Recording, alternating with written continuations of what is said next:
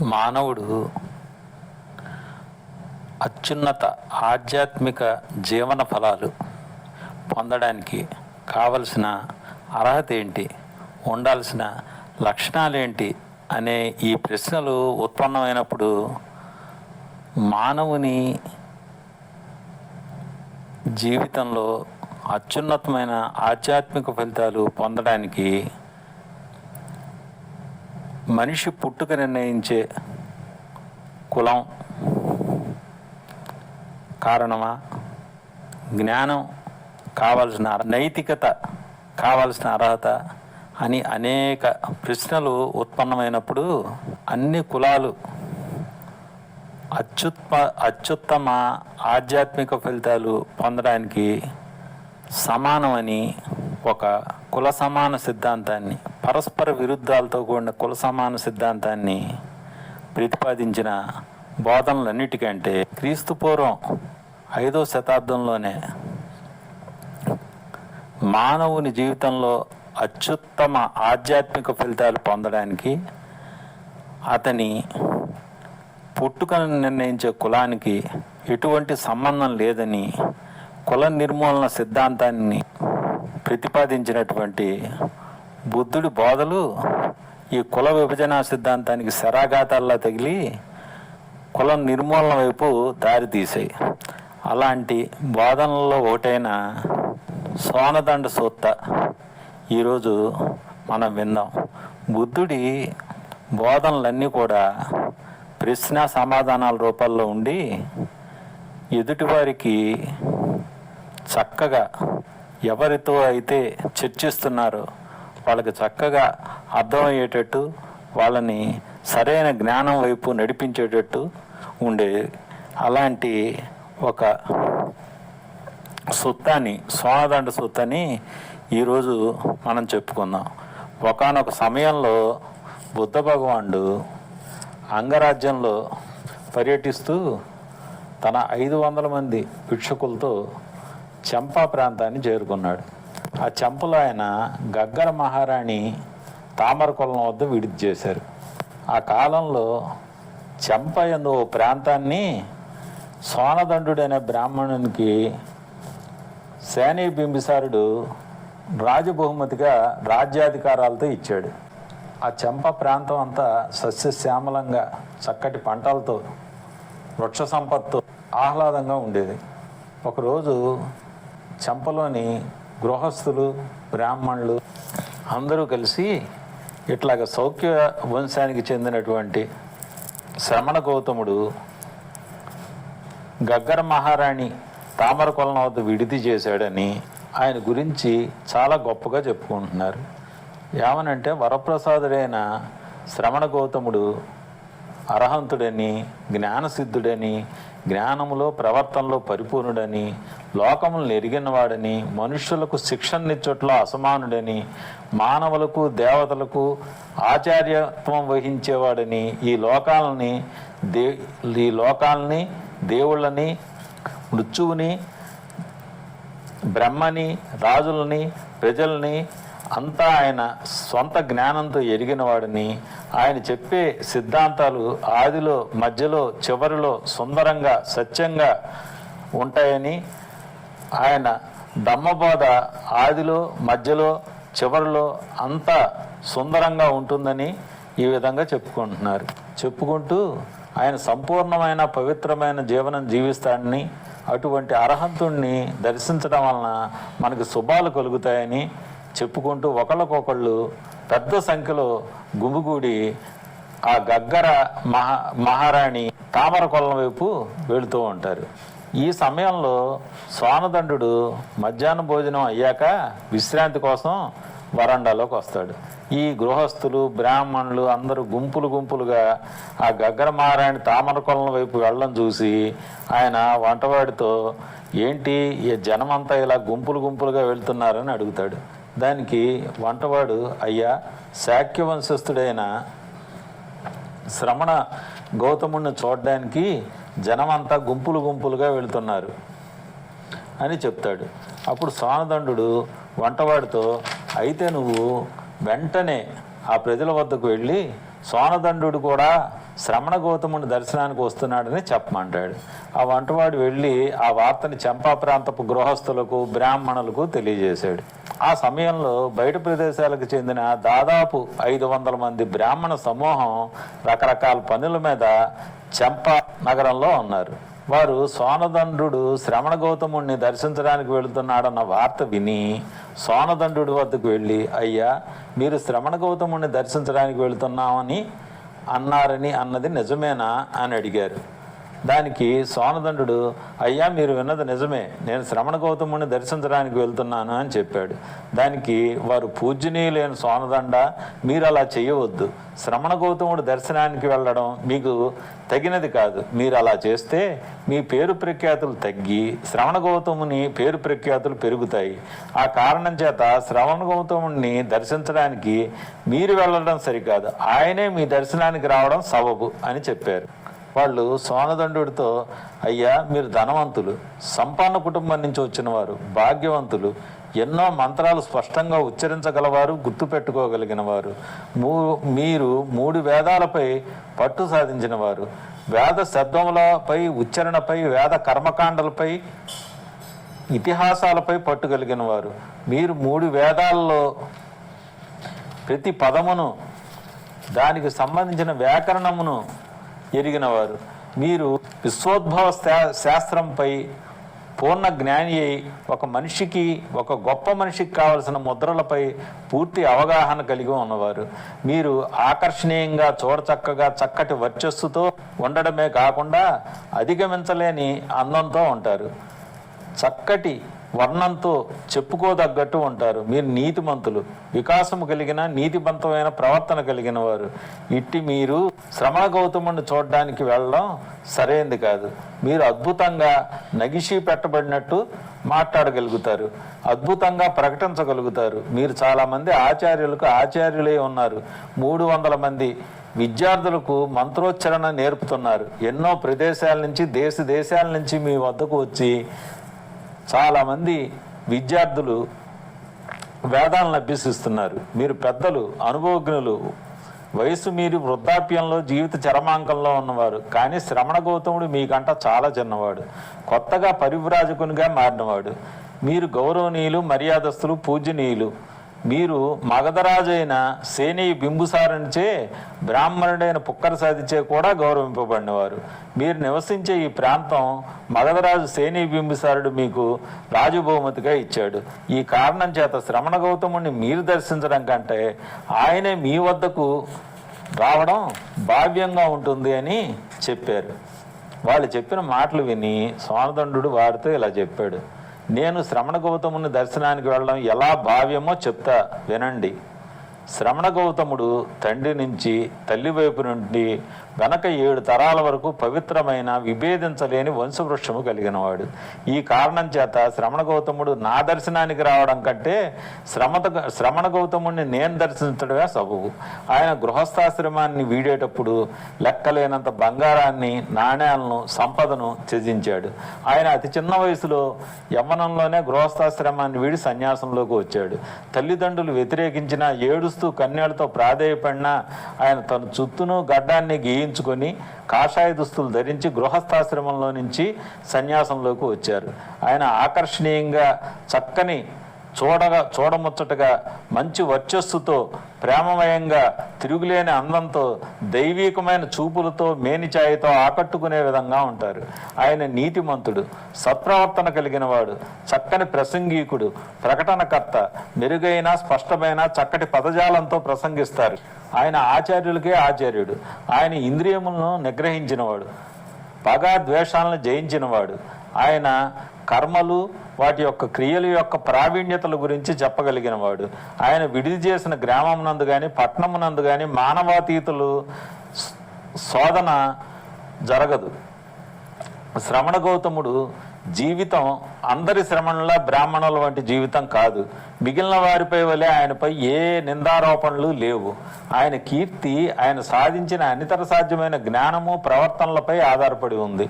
అందువల్లే మగధరాజైన సేనీయ బింబిసారుడు భార్య, కుమారులు, అంచర్లు మరియు మంత్రులతో కలిసి శ్రమణ గౌతముని అనుసరిస్తున్నాడు. అలాగే కోసలరాజు పాసనీయుడు మరియు బ్రాహ్మణోత్తముడైన పుక్కరసాది కూడా ఆయన్ని ఆశ్రయించారు. శ్రమణ గౌతముడు చెంప విచ్చేసి గగ్గర మహారాణి తామర కొల్లం వద్ద విచ్చేశాడు. శ్రమణ గౌతముడు చెంప విచ్చేసి గగ్గర మహారాణి అయిన తామర కొల్లం వద్ద విడిది చేశాడు. ఈ విధంగా చూసిన ఆయన మనకు అతిథి. మన సాంప్రదాయం ప్రకారం మన ప్రాంతానికి విచ్చేసిన బ్రాహ్మణులను శ్రమణులను ఆదరించడం మన విధి. ఈ విధంగా చూసుకున్న నేను శ్రమణ గౌతముడి వద్దకు వెళ్ళడమే సమంజసం. నేను ఇప్పటి వరకు శ్రమణ గౌతముడిని ఎంతగా కీర్తించినా అది సరిపోదు. ఆయన గొప్పతనాన్ని మనం మాటల్లో చెప్పలేము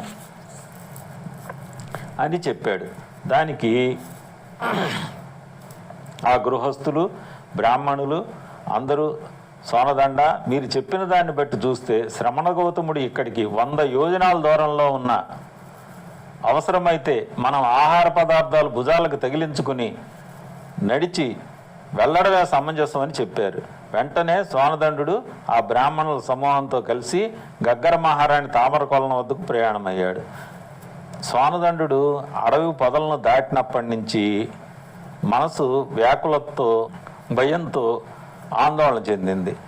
సోనదండు శ్రమణ గౌతముడు విడిదిని సమీపిస్తున్న కొద్దీ పరిపరి విధాల ఆందోళనకు గురయ్యాడు. నేను శ్రమణ గౌతముడిని ఏదైనా ప్రశ్న అడిగితే దానికి ఆయన, బ్రాహ్మణుడా, ఇది అడగదగిన ప్రశ్న కాదు, ఇది ఎటువంటి పరిస్థితుల్లో అడగదగిన ప్రశ్న కాదు అని అన్నట్టయితే ఇది విన్న నా పరిచారం నన్ను తృణీకరించి చిన్నచూపు చూస్తుందేమో.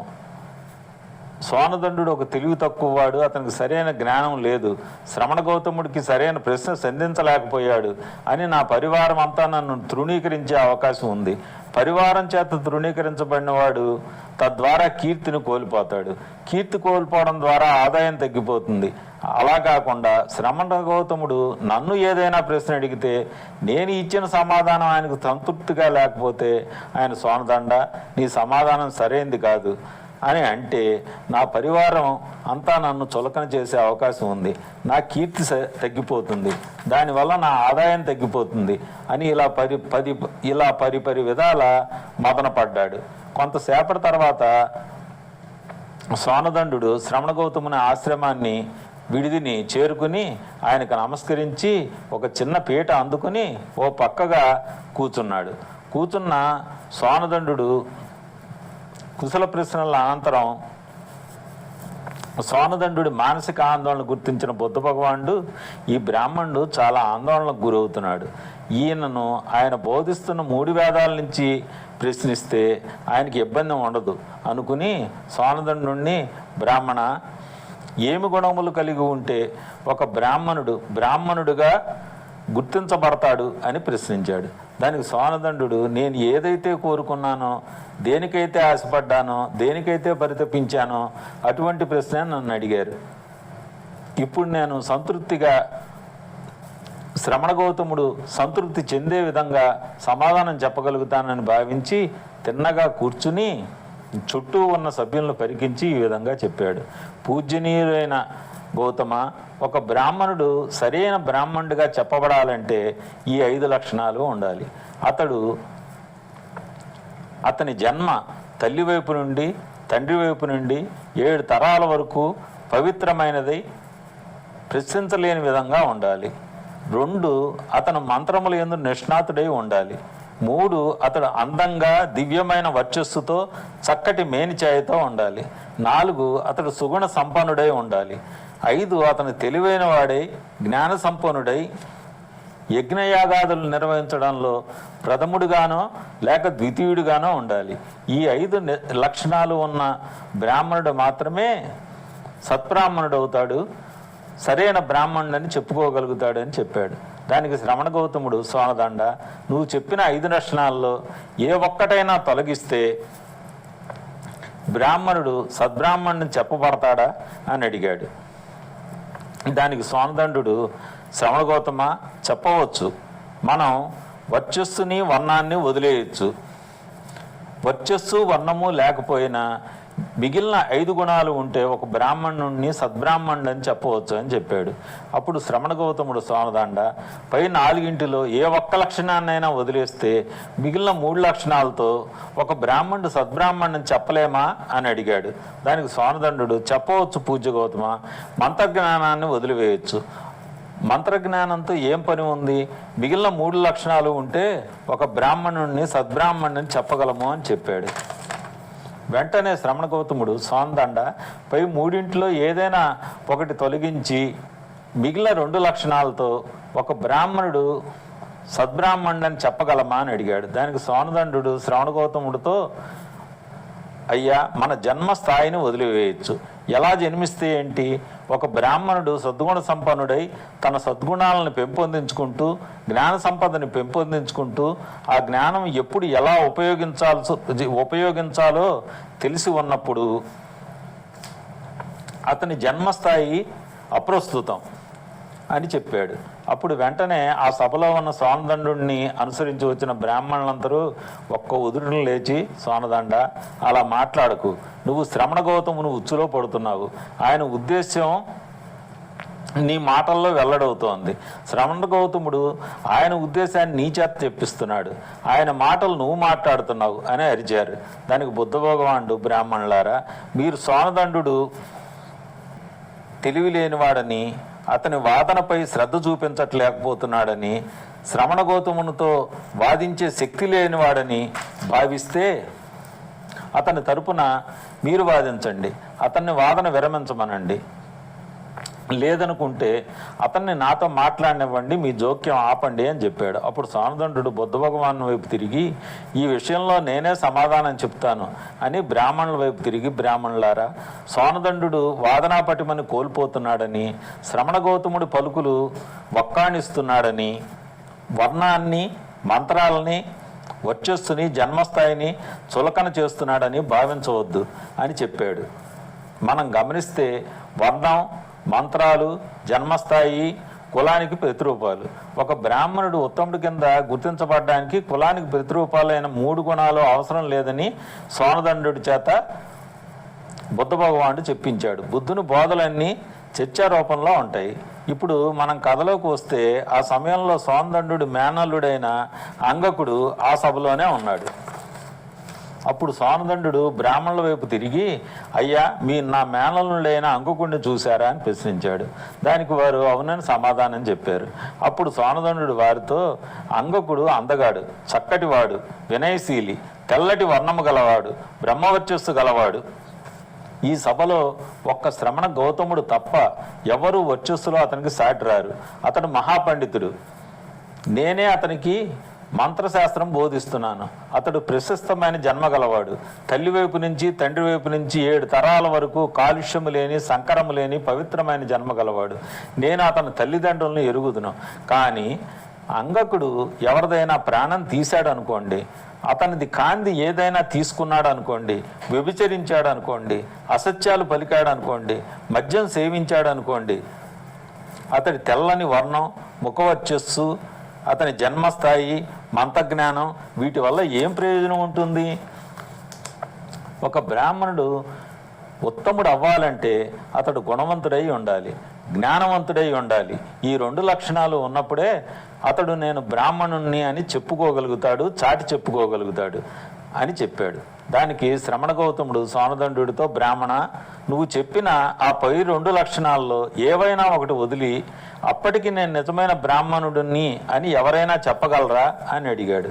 దానికి సోనదండు, పూజ్య గౌతమ, అలా కుదరదు. ఎందుకంటే జ్ఞానాన్ని నైతికతని జ్ఞానము శుద్ధి చేస్తూ ఉంటాయి. నైతికత ఉన్న చోటే జ్ఞానం ఉంటుంది, జ్ఞానం ఉన్న చోటే నైతికత ఉంటుంది. నైతికత ఉన్న మనిషే జ్ఞాని, జ్ఞానం ఉన్న మనిషే నైతిక విలువలు కలిగి ఉంటాడు. జ్ఞానము నైతికత కలయికే అత్యుత్తమ లక్షణం అని చెప్పాడు. అయితే ఈ నైతికత, జ్ఞానము అంటే ఏంటి అని బుద్ధ భగవానుడు ప్రశ్నించాడు. దానికి సోనదండు, మాకు ఎంతవరకే తెలుసు, నైతికత అంటే ఏంటి, జ్ఞానము అంటే ఏంటి అన్నది బుద్ధ భగవానుడు చెప్తే వినాలని మేమంతా ఎదురు చూస్తున్నామని చెప్పాడు. ఈ సోనదండ సుత్తలో ఇంతవరకు మనం తెలుసుకున్నది ఏంటంటే వర్చస్సు, వర్ణము, మంత్రాలు, జన్మస్థాయి ఇవన్నీ కులానికి ప్రతిరూపాలు. ఒక బ్రాహ్మణుని ఉత్తముడి కింద గుర్తించడానికి ఇవన్నీ అక్కర్లేదు అనేసి తన చర్చలో బుద్ధ భగవానుడు సోనదండు చేత చెప్పిస్తాడు.